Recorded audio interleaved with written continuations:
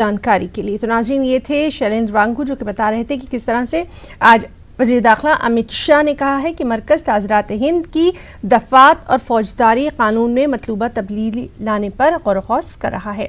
एक और अहम खबर, आईएनएक्स मीडिया केस में कांग्रेस लीडर और साबिक़ मरकज़ी वज़ीर पी चिदम्बरम को सुप्रीम कोर्ट से जमानत मिल गई। चिदम्बरम ने दिल्ली हाई कोर्ट के उस फैसले को चैलेंज किया था जिसमें जमानत अर्जी को खारिज किया गया था।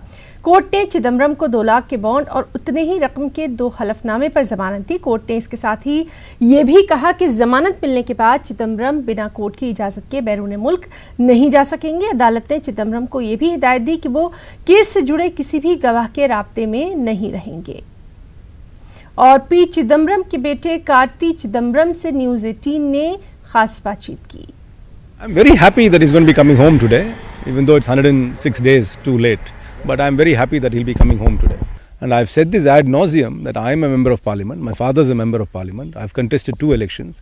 So my assets and liabilities are in the public domain. So how can I deny something which has not even been put to me? सभी पक्षों को मद्देनजर रखते हुए विशेष रूप से ट्रिपल टेस्ट को, विशेष रूप से ग्रेविटी यानी गंभीरता ऑफेंस की, विशेष रूप से आर्थिक ऑफेंस होने की बात, इन सब मुद्दों को एक व्यापक रूप से देखते हुए संतुलित रूप से समझकर फिर उच्चतम न्यायालय ने ये बेल जारी की है।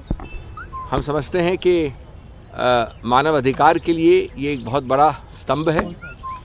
इसमें 2-3 मुख्य बिंदु ये हैं कि ट्रिपल टेस्ट यानी भगौड़ा नहीं होना, हस्तक्षेप नहीं करना एविडेंस में, दस्तावेज में, जितने भी साक्ष्य हैं उनमें सहयोग देना, जब बुलाएं तब प्रश्नोत्तर में भागीदारी करना, इन सब में तो अभियुक्त को पूरी तरह से निर्दोष पाया गया था पहले भी और इस बार भी। जहाँ तक ग्रेविटी का सवाल है, सब कुछ मद्देनजर रखा गया है। साथ साथ ये भी मद्देनजर रखा गया है कि 7 वर्ष की मैक्सिमम इसमें दंड हो सकता है।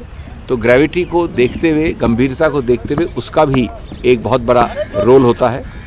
और उसके बाद ये दिया गया है, मैं समझता हूँ कि न्याय हुआ है, अच्छे से न्याय हुआ है, संतुलित न्याय हुआ है और हम इसका स्वागत करते हैं।